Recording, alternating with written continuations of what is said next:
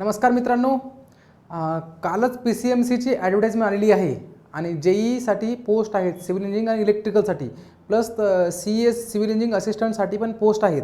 तर ह्या ज्या पोस्ट आहेत त्याच्यासाठी बद्दलची पूर्ण इन्फॉर्मेशन जी आहे ती आजच्या व्हिडिओमध्ये आपण काय करणार आहे पूर्ण बघणार आहोत. यामध्ये आपली इलिजिबिलिटी काय असणार आहे, तुमची एक्झाम डेट काय आहे, ते व्हॅकन्सीज किती आहेत, सिलेबस कसा असणार आहे, सॅलरी किती आहे, एक्झाम पॅटर्न कसा असणार आहे, इम्पॉर्टंट डेट्स कोणत्या आहेत, स्ट्रॅटर्जी कशी असायला हवी तुमच्या एक्झामबद्दलची, आपण आजच्या व्हिडिओमध्ये तुमच्या सगळ्या डिटेल काय करणार आहे इन्फॉर्मेशन याच्यामध्ये घेणार आहे. त्याच्याआधी एक थोडीशी अनाउन्समेंट करू आपण. मित्रांनो, PCMC ज्या पोस्ट आहेत सगळ्या JEE लेवलच्या ह्यासाठी JEEचा एक रेकॉर्डेड कोर्स सुरू आहे. 6,499 फीज आहे.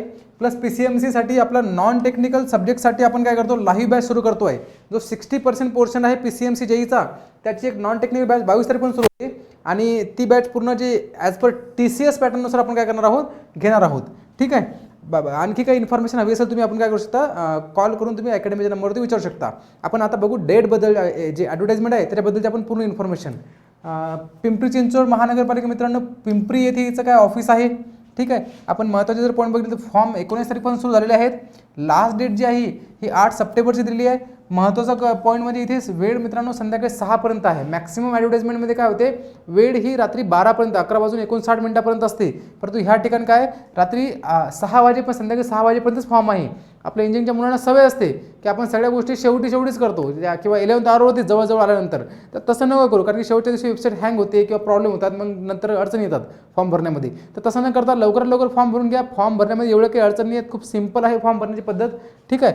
नंतर तुमचा पेमेंटचाही त्याच्या सेम डे सेम टाईम करते तुम्हाला पेमेंट पण. ठीक आहे. नंतर परीक्षे दिनांक ही 7 दिवस आधी भेटणार आहे. मित्रांनो, TCS एक्झाम कंडक्ट करणार आहे. TCS एक्झाम कंडक्ट करणार आहे तुमचे, त्यामुळे तुमचे जे हॉल तिकीट आहे हे 5-6 दिवस आधी किंवा 7 दिवस आधी येतात. त्यामुळे तुम्ही काही जास्त विचार करायचं काम नाही आहे. तुमची जी परीक्षे दिनांक आहे ही ऑक्टोबरमध्ये असणार आहे तुमची संभाव्य डेट. तुम्ही ऑलमोस्ट फर्स्ट वीक ऑफ ऑक्टोबरची तुम्ही काय करा, कन्सिडर करा की आपली एक्झाम फर्स्ट वीक ऑफ ऑक्टोबरमध्ये होणार आहे. त्यानुसार तुम्ही तयारीला लागा. म्हणजे तुमच्याकडे 40 डेज आहे असा प्लॅन करून तुम्हाला अभ्यासाला लागायचा आहे. मित्रांनो, भरपूर सारे मुलं आता फ्रेशर आहेत. त्या मुलांना 40 दिवसामध्ये टेक्निकल आणि नॉन टेक्निकलचा पूर्ण अभ्यास करणे थोडंसं पॉसिबल नाही आहे. तर माझं एक सजेशन ह्या मुलांना तेच राहील की मित्रांनो, ठीक आहे ही ॲड आले, तुम्ही तयारी टार्गेट करा ही एक्झाम, परंतु ह्या एक्झाममध्ये होईलच जास्त अपेक्षा ठेवू नका.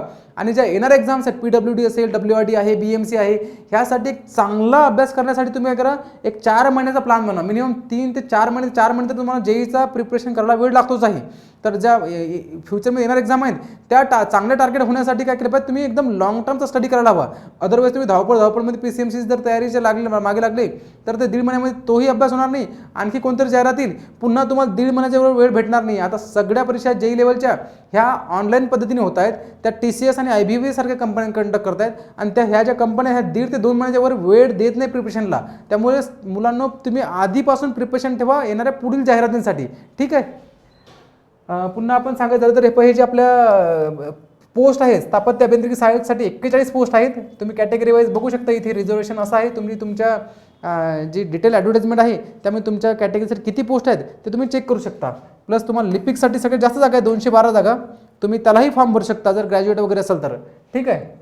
नंतर कनिष्ठ अभियंता सहाय्यकसाठी 75 पोस्ट आहेत. खूप चांगल्या पोस्ट आहेत मित्रांनो. ही पोस्ट जरी ग्रुप Cची असेल तरीही MPSC मधून जे WRD AE2 साठी वगैरे सिलेक्शन होतात त्या मुलांचेही याच्यावरती लक्ष असते आणि त्यांना ही पोस्ट हवी असते. त्यामुळे तेही मुलं तयारी करणार आहेत. त्यामुळे पोस्ट ही खूप चांगली आहे, क्रीम आहे. 75 पोस्ट ह्या खूप चांगल्या आहेत. त्यामुळे तुम्ही एकदम चांगल्या प्रकारे तयारी करा मित्रांनो. ठीक आहे. रिझर्वेशन तुमचं ॲज पर तुम्हाला याच्यामध्ये ॲडव्हर्टाइजमेंट मिळणं तुम्ही बघू शकता, कारण की तुम्हाला जे कॅटेगरी असेल त्याच्यासोबत तुम्हाला तेव्हा सीट्स अवेलेबल असेल त्याच्यामध्ये. पुन्हा कनिष्ठ अभियंता विद्युतसाठी 18 सीट आहेत. सेमच कॅटेगरी आहे, ग्रुप Cचीच पोस्ट आहे. नंतर आपल्याला झालं तर याच्यामध्ये क्वालिफिकेशनबद्दल जर झालं, पे स्केलमध्ये स्थापत्य अभियांत्रिकी सहाय्यकसाठी 19,900 ते 63,200 हे आहे.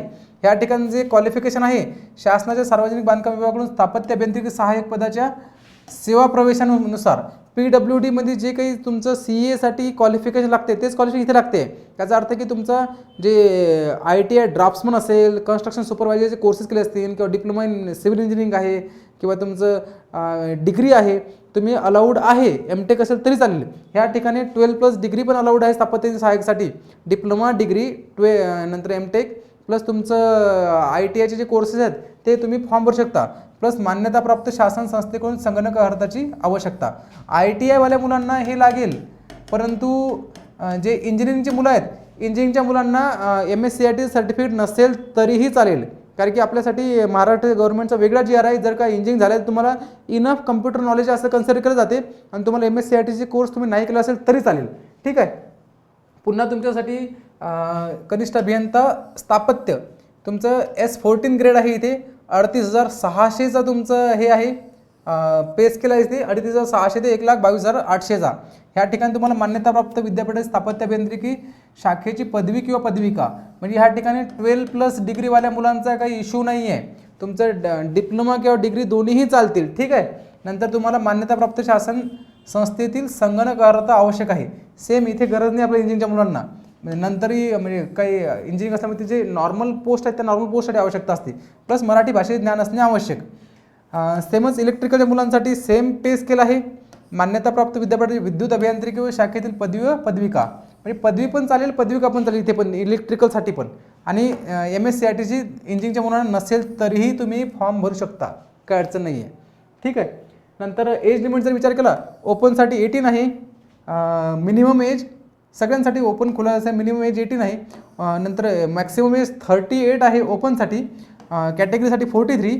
पुन्हा स्पोर्ट्सवाल्या मुलांसाठी 43 ओपन. नंतर कॅटेगरीसाठी पण 43.